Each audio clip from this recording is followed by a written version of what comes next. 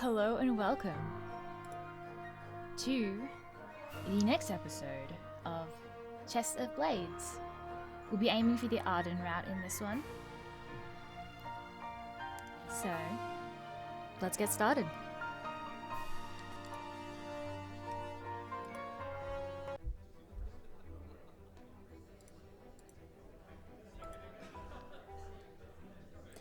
Where we left off was at the option, but I couldn't save on the option, so we had to save before it.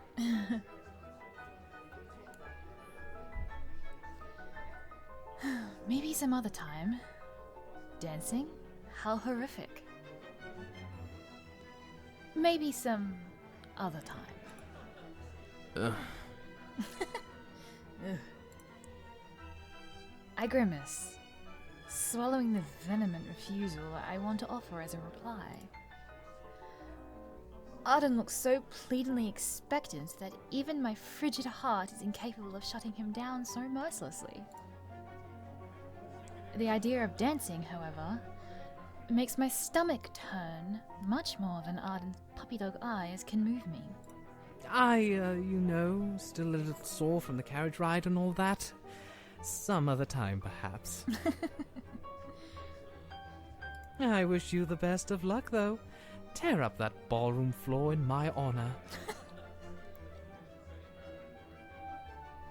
I like that sprites have, different, not just expressions, but also positions. Must be a lot of sprites in this game, look at that. Riv, wait!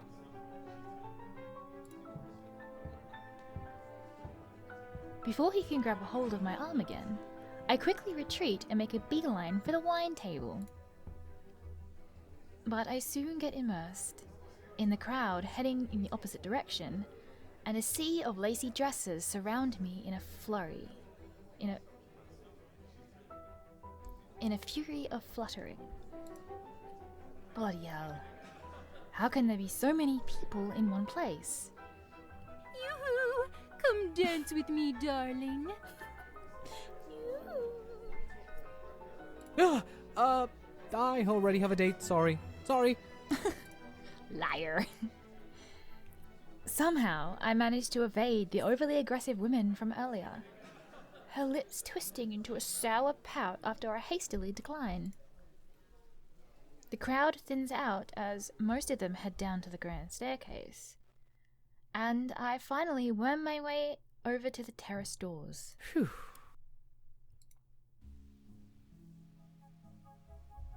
Oh, what I wouldn't give to be at home right now, curled in my warm bed with a book.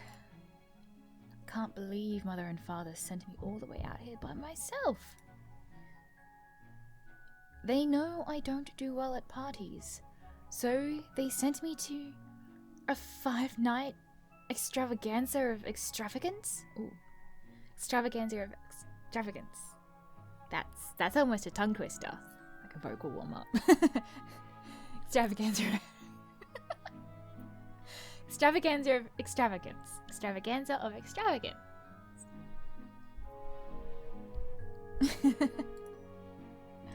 Cruel parents.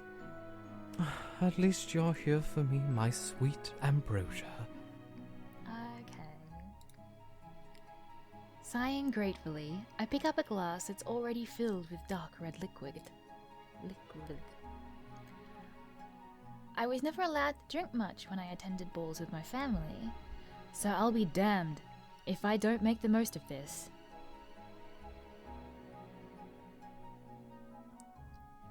The grand celebration of the king's birthday. Almost a full week of parties, dancing, games. I even heard there's a festival. Out there in the mountains, the royal family's retreat is more of a miniature town than anything. There's shops, market stalls, temporary houses, and a jousting arena. All set up for this occasion alone. That's a bit extra. And of course, there's the picturesque castle we're in right now. Only a fraction of the size of the actual castle in the capital city, but still magnificent. Still, it took 5 days to travel here by carriage. Why the hell does it have to be so remote? I feel like I'm in some kind of secluded prison or something, even if it's an admittedly lavish one. What have I gotten myself into? Taking a long drink of my saving grace, I head over to the balcony railing to gaze down at the emptied floor below. It looks a lot different now that almost all the guests have gone into the ballroom. I can hear the muffled sounds of music from behind the grand doors. I think I'll just make myself inconspicuous until we're shown to our rooms, and maybe just hide under the covers for the next few days. I feel that. Introverts unite. Separately. In our own homes. Is someone whispering? I turn my head sharply to search for the source of the noise, but I cannot see anyone. Are they on the terrace? I whirl around in an attempt to catch the whisperer off guard, but no one's there. Probably just some young couple exchanging dirty lines under their breath. I wish they weren't acting so eerily stealthy about it, though.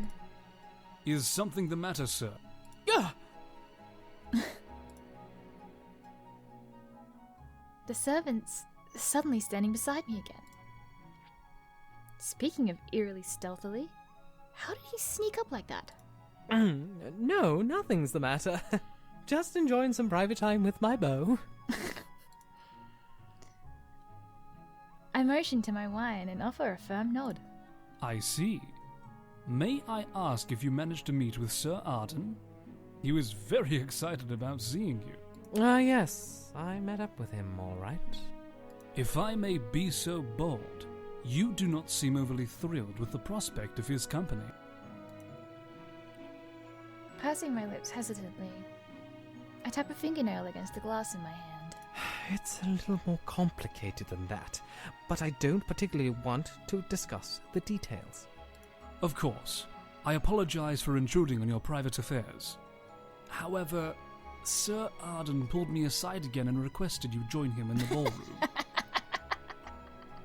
Well, I'm not joining him in the damn ballroom. He can find someone else to bother. So prickly. The vehemency of my reply makes the servant blink in surprise. I immediately feel a little sheepish for my outburst. Well, His Majesty at least would not wish you to dance if you did not want to. I am certain. I clear my throat, nodding a little awkwardly in reply. I suppose I really shouldn't snap at this poor butler, considering it's not his fault Arden's an insufferable louse. How long does the dance last, out of curiosity? Well, this is already the second dance of the night, my lord. His Majesty enjoys letting his noble guests have time to mingle and refresh themselves in between. The schedule of festivities for the remaining days shall be announced after this dance, I believe. The schedule, huh? I suppose I should be present to hear that at least. My musings are rewarded with a nod of agreement by the servant. What's your name, anyway? This is already the second time I've seen you, and I'm sure it won't be the last time if I'm here for 5 days. 5 days. Looking a little pleasantly surprised at my question, the man tilts his head slightly. Guests do not usually inquire after the names of servants, but I am called Silas, sir. Well, Silas, any way I might be able to convince you to lead me to my room after the schedule announcement? I offer him my most winning smile. No, I didn't mean anything like that. I just wanted to turn any... Well, regardless of your intentions, sir, I am not supposed to leave the main hall until instructed. Fine.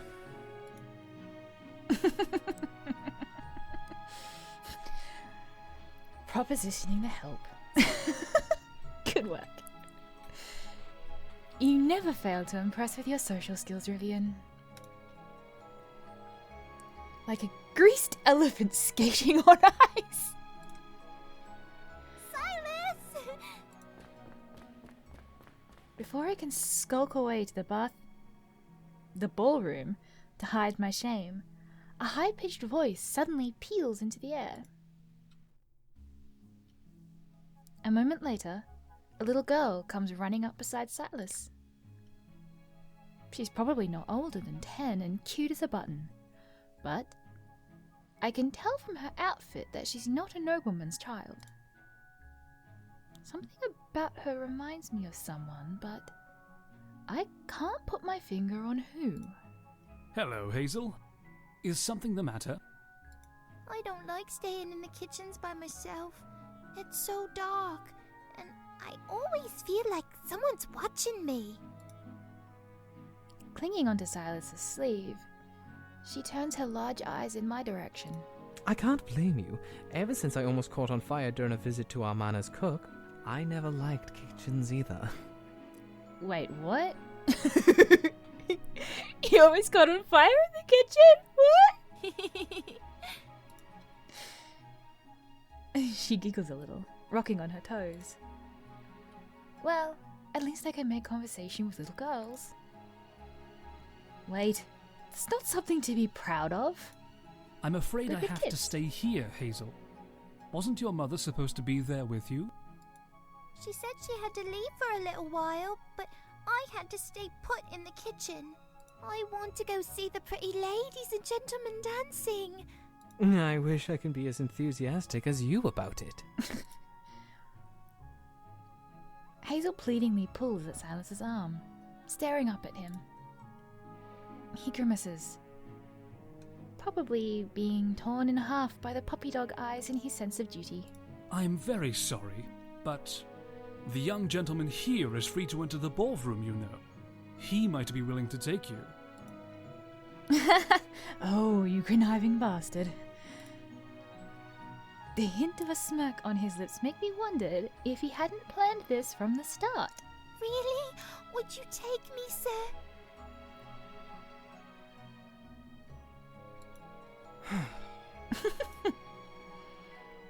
Well, I'd rather not become a permanent villain in this child's mind, so I guess there's no helping it.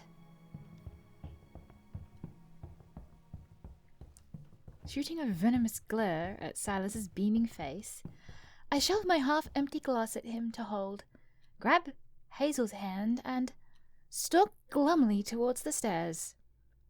The little girl goes quiet, but her sparkling eyes are full of eagerness. We head down to the lower floor, and I lead Hazel over to the huge ballroom doors. From inside, the sound of a fast-paced waltz mingled with many footsteps and peals of laughter reaches my ears. Let's just take a little peek, okay?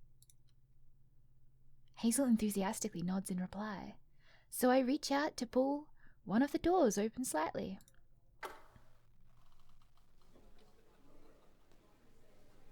The dazzling shimmer of numerous whirling dresses first meets my eyes, all but blinding. A sea of colourful, extravagant figures swirls across the gleaming floor, waltzing in time with the upbeat music. The light from the chandeliers sparkles and glistens, and moonbeams faintly stream in from the windows on the side. I can't help but watch the guests' graceful movements for a few moments, admiring both the statuesque men and the beautifully clad women. They make it look awfully pretty, I have to say. I suppose dancing isn't a bad thing to spectate. Still, there's no way I'd ever enjoy being out there on the floor. Have you ever danced before, Hazel? Still watching through the wide crack in the door, I wait for the expected eager reply. Hazel?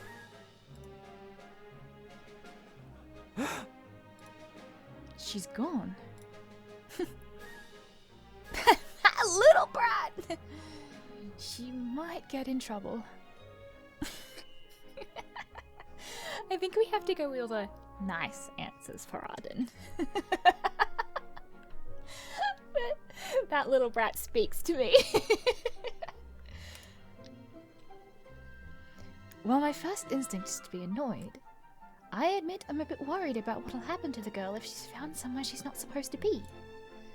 At an official event, a servant's daughter frolicking around in the bath.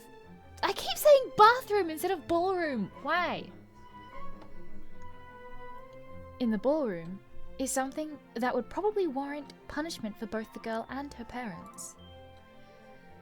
Hazel certainly deserves a stern talking to, but I don't want her to get in trouble. She'd definitely cry. Ugh. I'm getting soft. This is the last damn time I ever play babysitter. I hastily search for Silas in the balcony above, but he's nowhere to be seen. What a bastard of a butler, shoving the responsibility of looking after her on me.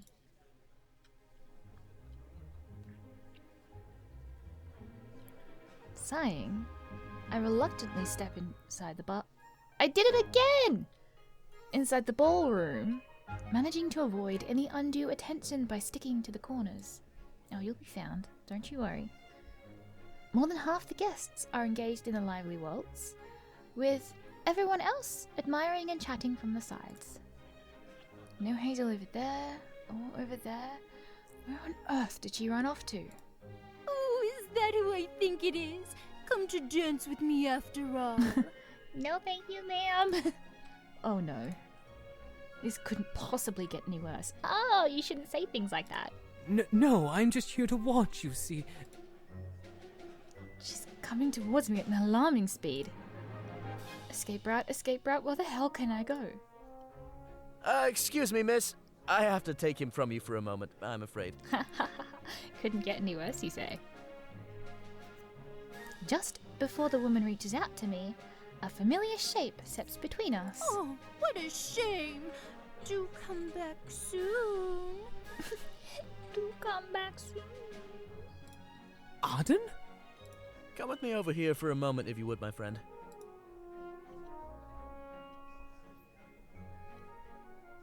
Baffled but relieved, I let Arden drape his arm around my shoulder and guide me in the direction of a relatively quiet corner. I didn't want to run into him either, but if I had to choose the lesser of two evils, it'd probably be Arden. Thanks for that, I suppose. I let out a low mutter while we walk, trying not to sound overly grateful, so Arden doesn't take it as a cue to latch onto me more. I did warn you, didn't I? Your being of marriageable age means you're bound to catch the eye of girls like that. Girls like that. But more importantly, did you finally change your mind and decide to come dance? Don't spout drivel, Arden. I'm looking for a little girl. That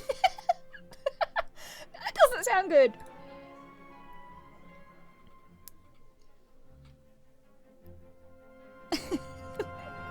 When we reach the corner, Arden pauses, casting me a curious and maybe slightly suspicious glance. Little girl? Do you have a cousin or something I don't know about? It's complicated. Either way, I'm guessing you haven't seen her.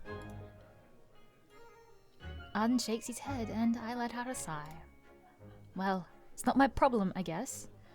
Hazel probably knows her way around more than I do, anyway. You have good timing, though. I think the announcement is about to begin. Announcement? Oh, the schedule of festivities? Nodding, Arden points to the corner of the ballroom floor, where the numerous couples are starting to drift away and towards the corners, making way for a fancily dressed man with a scroll in his hands. The music dies down gradually and comes to a stop, and the chattering diminishes to quiet whispers. Arden keeps his arm hanging around my shoulder, and I find myself too tired to bother with shooing him off. Esteemed ladies and gentlemen of the court. I really hope he keeps this short and sweet. Is anything in court affairs ever short and sweet? It is my pleasure to welcome you to the first day of our gracious Royal Highness's birthday celebration festivities. His Majesty wishes to thank you all for your attendance. Why can't his royal birthday boy come out and thank us himself? Tomorrow will mark the beginning of the Spring Festival being held in His Majesty's honour. In the morning, the outdoor stores and shops shall open for you, and games shall be hosted for your enjoyment. The festival shall continue for 3 days. Afterwards, on the 4th and final day of the royal celebration, there shall be a grand masquerade, which all guests are expected to attend. I don't think you'll be able to get out of dancing in that one, Riv. Ugh. His Royal Highness hopes his gentle guests enjoy the rest of their time at the castle estate, and looks forward to joining you in merriment. Now, guests who wish to retire for the night may adjourn to their rooms upstairs. Our gracious maestro has agreed to several more songs for those who would delight in a little more dancing.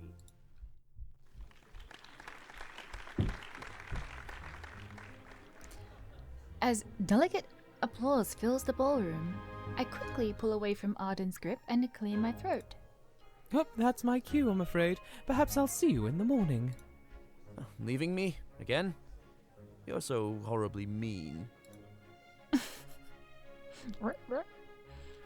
Abandoning Arden for the second time this evening, I give him a lazy half-bow before turning towards the doors. I wonder if Silas is the one who's supposed to escort us to our rooms. If so, he's going to get the chewing out he sorely deserves. As some of the other guests and I return to the main hall, however, we're instead attended to by a host of other servants I haven't seen before. Slightly disappointed not to get the chance to punch that butler's face, I follow along as we're led up another staircase to the second floor, where most of the guest accommodations seem to be.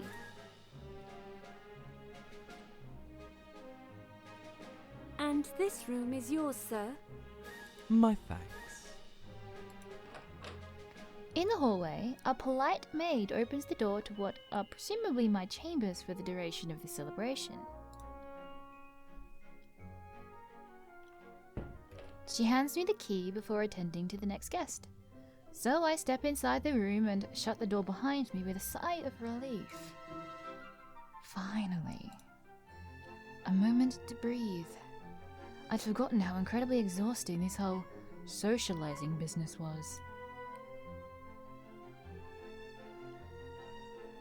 The room before me is a cozy one, illuminated by a few candelabras? I don't know what that is. And the auburn flicker of the fireplace. The magnificently sized bed looks more than a little inviting, as do the plush chairs nearby. If I close my eyes and inhale the slightly smoky, dusty scent, I can practically envision myself back home. I wander over to the small doors at the back of the room, peering through the glass. Goodness. I even have a little balcony of my own? I suppose these guest rooms were probably made with spoilt nobility in mind. Pulling the doors open, I step out curiously onto the elegant terrace, gazing up at the clear night sky. The wind ruffles through my hair, and I close my eyes for a moment to enjoy the cool sensation washing over me. 3 days of a festival, and then a masquerade. As much as I hate to admit it, the festival sounds like it might be rather fun.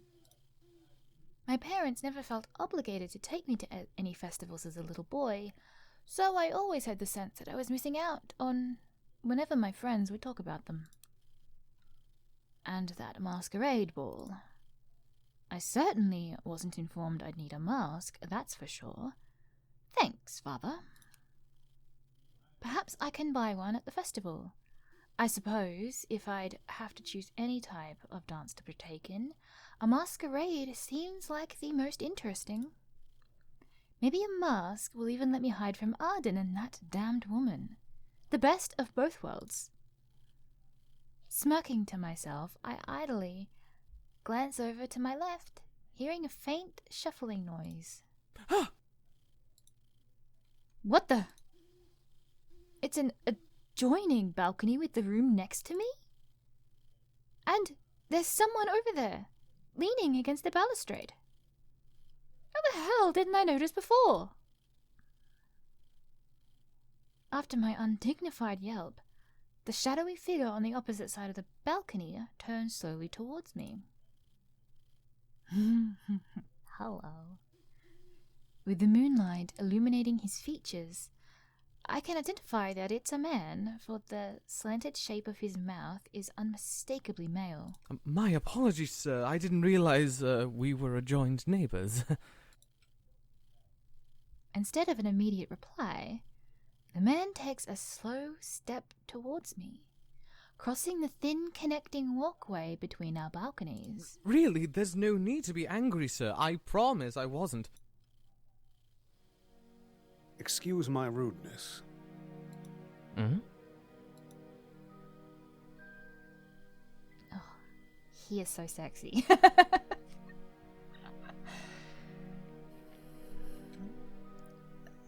The tall, tanned man bows lowly before me, lifting his head with a subtle glimmer in his eyes. I just had to be sure it was Lord Varrison's son I had the privilege of finally meeting. Oh, of course. Someone else who only identifies me as my father's son. I straighten up, feeling decidedly less differential? Well, you're not mistaken. I prefer to be called Rivian rather than Varrison's son, however. My apologies, Rivian. I already knew your name, but I didn't wish to seem rude by addressing you so coarsely. Oh, well, I suppose that's all right then.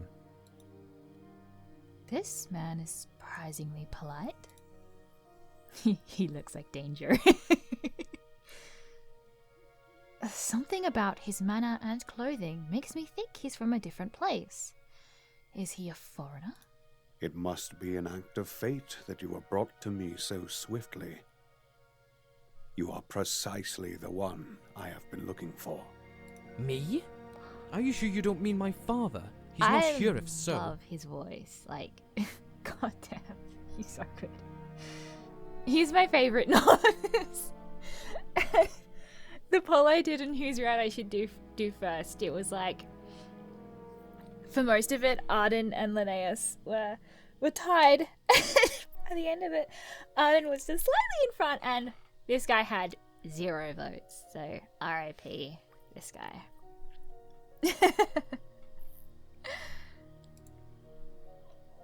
He shakes his head, lips curling into a cryptic smirk. Who exactly is this man? He gives off a much more dangerous air than your average courtier. I wanted to give you a warning. A hint, if you will. You're sharp, I'm sure, with a man like Lord Varrison as your father. So I doubt you'll take long to catch on. What the hell are you talking? Before I can so much as struggle, I find myself abruptly turned around, pinned against the balustrade, staring down at the long fall to the cliffs below. You think this long celebration is just for the sake of the king's egoism? No. It's something far more than that. Maybe I should hear him out. Who does this bastard think he is? Maybe I should hear him out.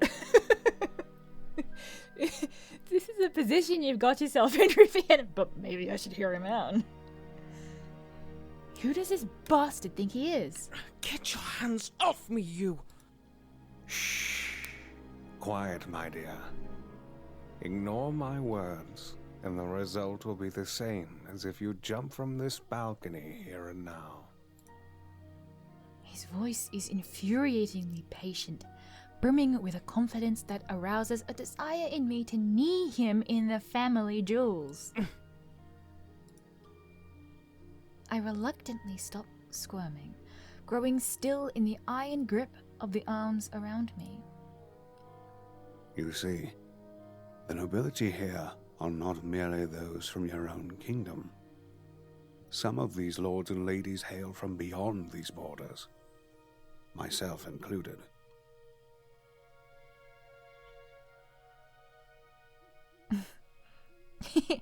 he really makes me look so tiny. And some of them are former citizens or allies of smaller nations whose armies were crushed under your kingdom's fists. So, precisely what the hell does that have to do with me? Use your pretty head for a moment, little dove. The man who expertly controlled your forces' movements, who knew through spies everything his enemies would do, who outwitted them at every turn. The stranger's lips aren't far from my ear, and his warm breath tickles lightly against my skin. That was your father, Rivian. And now his darling son is far from home, in a nest of enemies among friends. A shiver runs down my spine as long, rough fingers tighten around my jaw. I already told you I'm not my father. Your overshadowing bloodline may be irksome to you, but it is everything to those who hate Lord Varrison. And you're so very vulnerable, all alone. If I were one of those enemies, you'd be lying in a picturesque pool of your own blood right now, or smashed into little bitty pieces on those cliffs below. And neither of us want that, do we? The low, soft, threatening tone of his voice makes my fingers tightly curl into fists, and I struggle desperately not to show my growing anxiety. Quit with your fancy words and tell me what the point of this all is. The point of it all? It's rather simple. A storm is brewing, Rivian. There are forces at work that seek to unravel this peaceful celebration into a diplomatic disaster. And I have a feeling things will turn bloody before long. He lets out a low laugh, releasing me from his embrace, only to turn around and press my back against the balustrade, staring down at me with cool, glittering eyes. Mark my words. Something unpleasant is going to happen very soon, within the walls of this fancy resort that all you pretty little nobles are trapped in. And you, the heir of one of the kingdom's cleverest, most ruthless men, you will find yourself in the middle of it, whether you like it or not. Beads of sweat break out on the nape of my neck as those words sink into my skull. This is the absolute worst nightmare I could have imagined. There's no way he could really be telling the truth, right?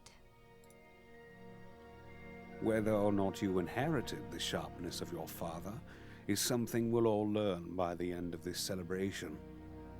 Don't you think? I just want to listen to him talk. I love his voice so much. Based on if I make it to my carriage alive on the final day? The tall stranger seems amused when I grind my teeth angrily, but he gives a nod of confirmation. I'd like to ask how you know all this, but you're so full of cryptic drivel that I doubt I get a straight answer. So let me ask you instead. Damn it. I was trying to think of something that sounded cool and collected, and now I'm drawing a blank. What is your name? What is your name? The man blinks. Well, if I wasn't expecting it, he probably wasn't expecting it either. change.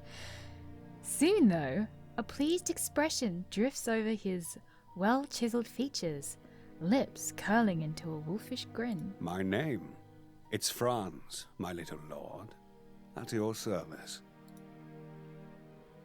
He reached out towards my hand, bringing the back of it to his lips. But I quickly pull away and give his chef... chef? Don't abuse his chef. And give his chest a venomous shove, dodging out of his grasp. You should be the one to fall off the balcony, perverted bastard. I promise you won't be missed. Franz's lips pursed together mockingly, a theatrical sigh making his broad chest rise and fall. The least you could do is thank me. But I guess the angry kitten act is just your unique way of showing gratitude. Angry kitten. I'll be returning to my own room then. Unless you're planning on inviting me inside yours. I'd sooner invite in one of these purported assassins who want to leave me in a picturesque pool of my own blood. Snickering, he lifts his shoulder in an innocent shrug, turning to make his way back towards his side of the balcony. Should you need my help, do seek me out. But remember, I'm only one piece of the puzzle you may need to solve. His words are accompanied by a faint, unreadable glint in his eyes. With that, he shoves his hands into his pocket and gracefully strides over towards his room's door, and I glare at his back until it disappears. What the hell is happening with this damn place?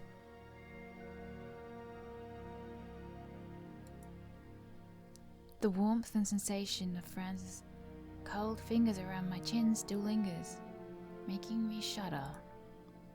More unsettling, though, are the last fragments of the words he left behind. I hastily return inside my own chamber, slamming the balcony doors shut and locking them, pulling the curtains over the glass. The last thing I want is to wake up with that crazy handsy demon of a man staring in at me.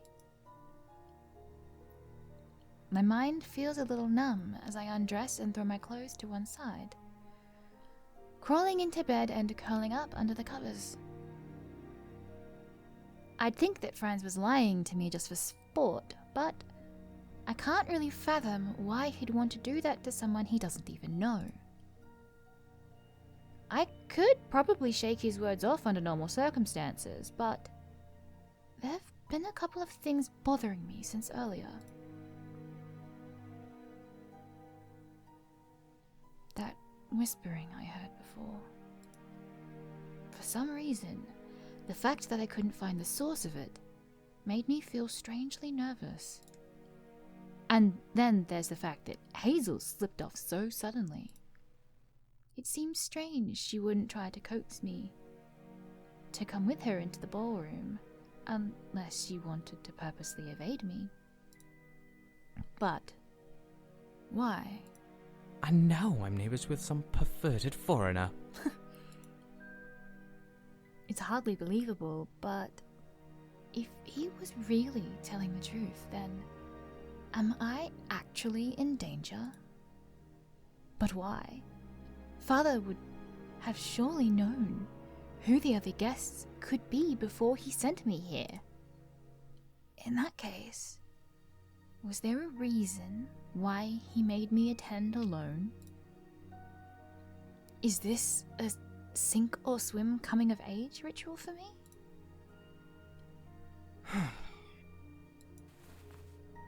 I pull my head under the covers and gaze glumly up at the ceiling. As much as I hate to admit it, I'd rather risk embarrassing myself by taking Fran's words seriously instead of ignoring him and ending up in a bloody splatter. Swallowing, I slip out from the bed to make sure my room's door is locked, pressing my ear to the wood just to see if anyone's lurking outside. But I don't hear anything except for the fast beating of my own heart. I give up and return to the plush mattress, crawling back under the sheets. We're going to have a long talk about this, Father.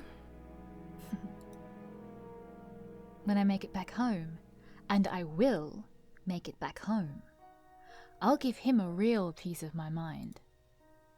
Until then, I'll make sure any would-be assassins learn to fear the name of Rivian Varrison.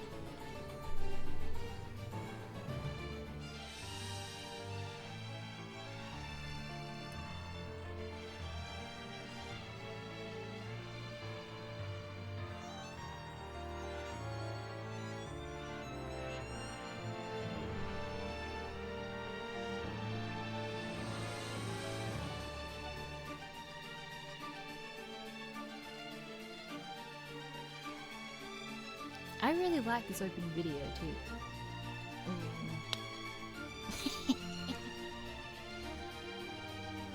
The character design in this game is amazing. Oh god, I love music as an artist. Oh, I love this artist so much.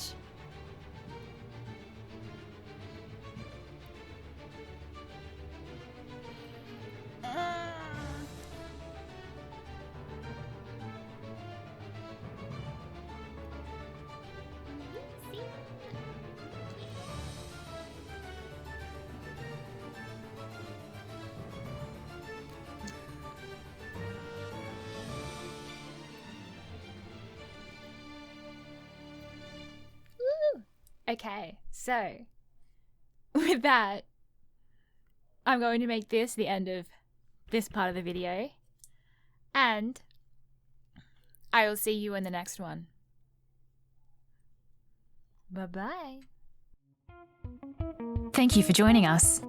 If you liked this video, make sure to hit that subscribe button for all the latest videos, new covers or Let's Plays every weekend. You can also find us on Twitter at CocoLuCovers or on our new Discord, Cats on a Lily Pad.